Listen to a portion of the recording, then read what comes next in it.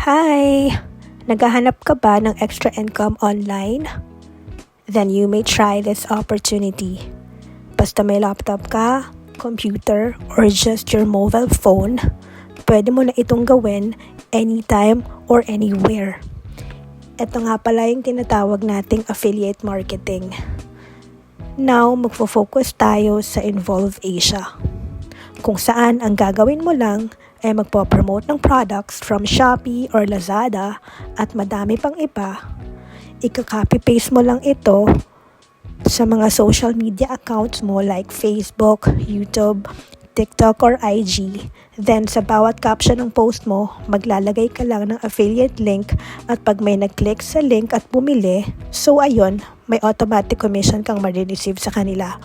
But first, need mo mag-sign up at gumawa ng account sa Involve Asia. Step by step, kung ipapakita sa inyo ang pag-create ng account. For your convenience, nasa description box din yung link ng Involve Asia. So, bago ko ipakita sa inyo kung paano makapag-create ng account, konting background lang muna. Ano nga ba yung Involve Asia? Involve Asia is an affiliate marketing platform for partners and advertisers who wants to grow their online revenue. It is a Malaysian-based marketing company that connects people who wants to sell something online. So, kung naghahanap ka ng side hustle, pwede mo talaga tong itry. Pwede kang maging affiliate marketer sa Involve Asia. All you need to do is magpo-promote ka lang ng products from Shopee or Lazada using your social media account like Facebook, YouTube, IG, or TikTok. Wala kang need bilhin na products or hindi mo kailangan magbayad para makapag-register. So ayun, ganun lang kasimple. So now, let's create an account.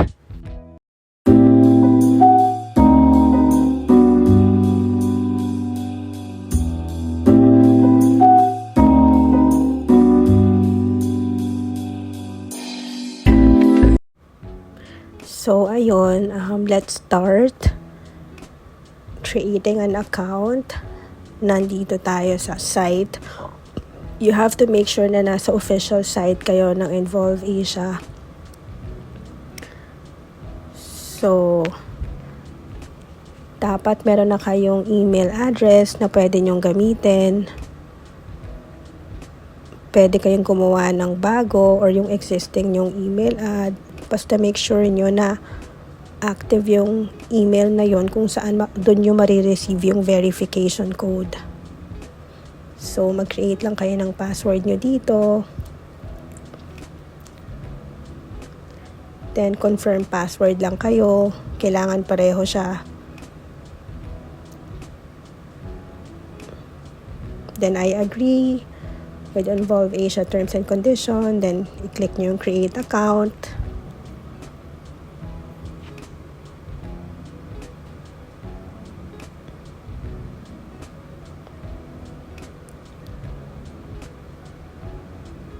So, magsisend yan ng verification link doon sa nilagay yung email address.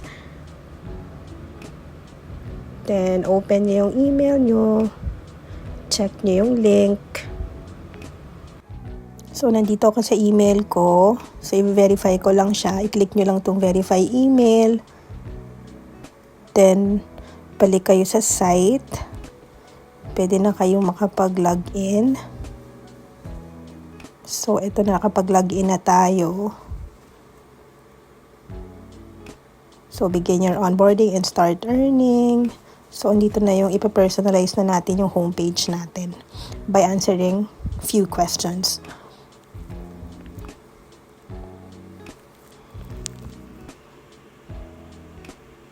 Then next, choose the main property you would promote with.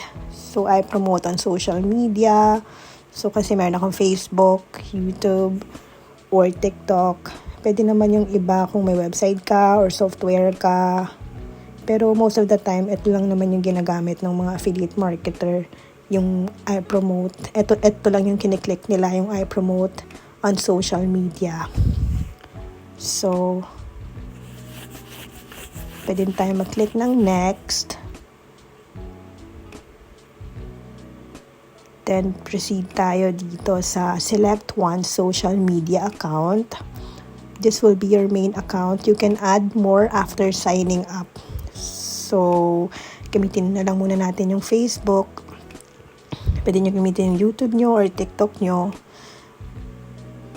Pero, ako Facebook muna. Then, what we call your property. Help us identify your property by adding your property display name. So, ano ba yung gusto nyong display name? Yung mag-appear na name nyo. Lagyan nyo lang dito. Kung ano yung prefer nyo na name. Depende na sa inyo yan, guys, kung anong gusto nyong pangalan. Ako nilagay ko lang yung full name ko. Then, sunod natin is what is the link to your social media profile. So, dito, open natin yung Facebook natin. Para makuha natin yung link nung pinaka Facebook account natin. Ikakopy nyo lang yan, then ikiklik nyo lang. Do your followers recognize you? So, ito, dalawa yung option. Yes, they recognize me. Pwedeng ito yung gamitin mo kung while promoting, ipapakita mo yung mukha mo. Or, need makita yung mukha mo while promoting it. So, pwede namang no, they do not recognize me. Usually, ito yung ginagamit ng iba. Magpo-post lang sila, copy-paste lang sila, post lang sila ng pictures ng products. Then, hindi nila pinapakita yung mukha nila. So, pwedeng ito lang din. So, ako ito muna yung pipiliin ko. Then, mag-proceed na ako ng next.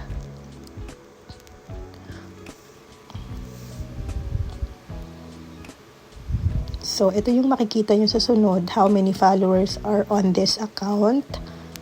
So, depende ito sa inyo kung gaano karami yung followers nyo. Below 1,000 followers. Or 1,000 to 10,000 followers. So, kayo na mamimili nito. Depende sa kung anong meron dun sa account ninyo. So, ako below 1,000 followers lang. So, next tayo. Then, what would you like to promote? So, mamimili lang kayo dito ng 3 category. Yung most relevant sa property na gagawin ninyo. So, marami yan. Tech electronics, beauty, health and wellness, parenthood, fashion, hobbies, home and living, books and education, mobile games, sports. So, mas okay din kung saan kayo mas interesado para at least mas madali nyo siyang ma-promote. So, ako siguro home and living. Then, siguro tech and electronics and pets. Pwede. Or change ko kaya siya into fashion na lang. So, tech, electronics, home and living, then fashion. Or pwedeng pets. Try ko yung pets. So, tell us more about yourself. So, ito madali naman na sagutin. I'm an individual. So, lagay nyo lang ulit yung first name nyo. Then, surname.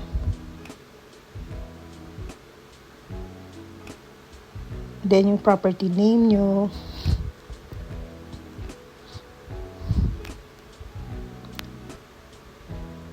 Mili lang kayo dito. Kailangan wala kayong kapareho na property name ninyo. Then, yung country of territory nyo.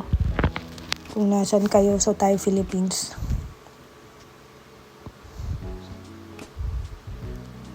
Then, yung audience country. Mili kayo ng audience country. Siyempre, Philippines pa din. Pwede kayo mag-add pa ng ibang country. Like, halimbawa, type nyo yung Canada. Pwede niyan siya i-add.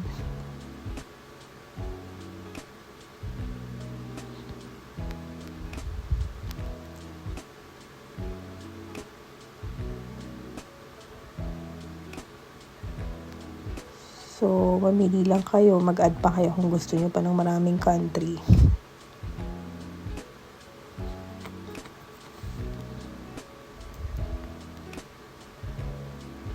Pero siguro ako Philippines muna for now.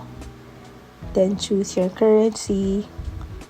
Dalawa lang option dito, Malaysian ringgit or USD or United States dollar. So pinili ko Malaysian ringgit. It doesn't matter naman kasi mamaya pwede naman siyang i-change. So i-add nyo lang yung mobile number nyo.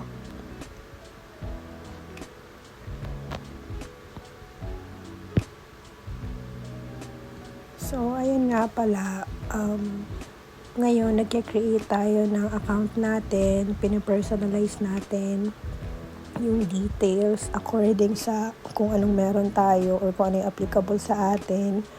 Pero after nyo makapag-create ng account, hindi nyo kaagad magagamit or hindi kaagad kayo makakapag-post or makakapag-post with affiliate link dun sa mga social media account nyo kasi need pa natin mag-antay ng 24 to 48 hours para ma-approve ng Involve Asia.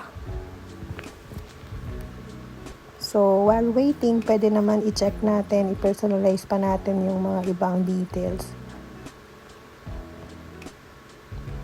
Pero huwag kayong mag-alala guys kasi lahat naman ng nakakapag-create ng account, usually naman na-approve naman yan eh. So, kailangan lang talaga natin mag-antay ng maximum 48 hours or 2 days for approval. So, going back, add nyo lang yung mobile number nyo.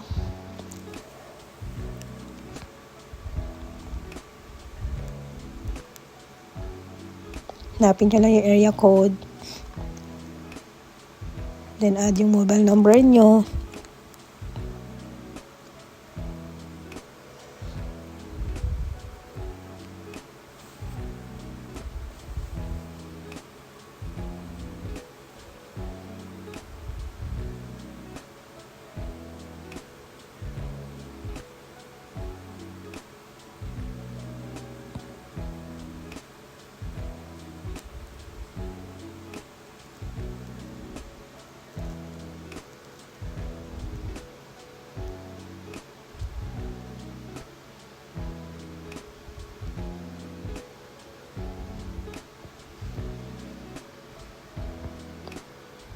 Sorry guys hindi ko sa ulo yung number ko, hinahanap ko pa, wait lang. Kasi we have to make sure na tama yung nilalagay natin na details dito. So ayan, nilagay ko na yung mobile number ko, then next tayo.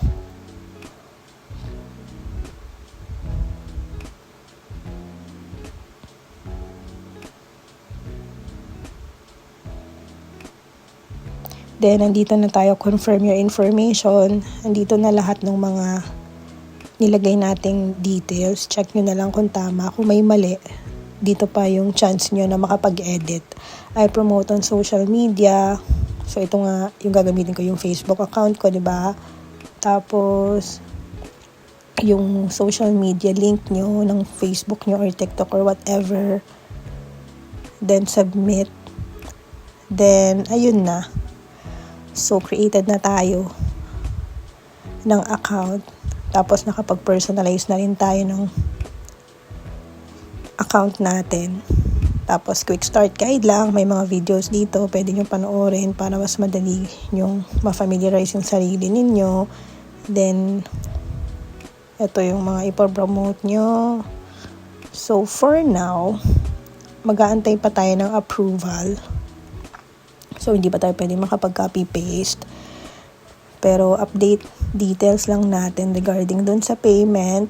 So, dito tayo sa may top ng monitor. So, update details lang. So, click natin yan. So, dito tayo sa account information, sa payment details. So, pwedeng PayPal or wire transfer. Depende sa inyo. Kung may PayPal account kayo, okay lang. Kung gusto niyo naman sa bank, okay lang din. So, i-click natin yung edit.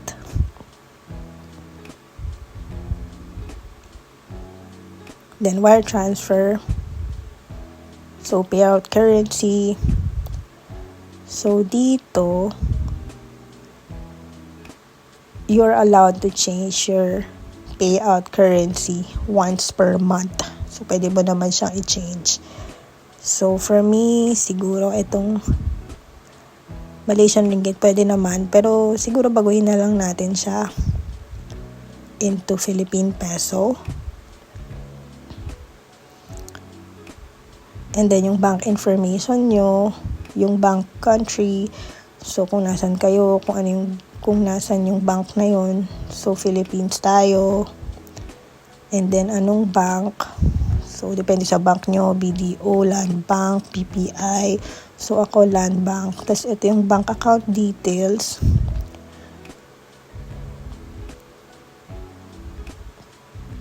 So, hanapin yung SWIFT code. I-check nyo lang kung tama yung SWIFT code na nakalagay. Pero anyway, automatic naman kasi siya once naglagay ka ng bank country at saka nung name ng bank. Then mag-automatic siyang maglalagay ng SWIFT code. So tama naman yung SWIFT code natin. Tapos yung bank account details, alam nyo na yan. Bank account name, bank account number, bank account type, and then yung email address nyo, at saka yung contact number. Then, save nyo lang. So, ayun, nandito ulit tayo sa may homepage natin. So, andyan may mga demo lang, may mga additional na information. Pwede nyo yan i-click para mas ma-familiarize nyo yung sarili nyo. And then, antay lang tayo ng approval, usually 24 to 48 hours.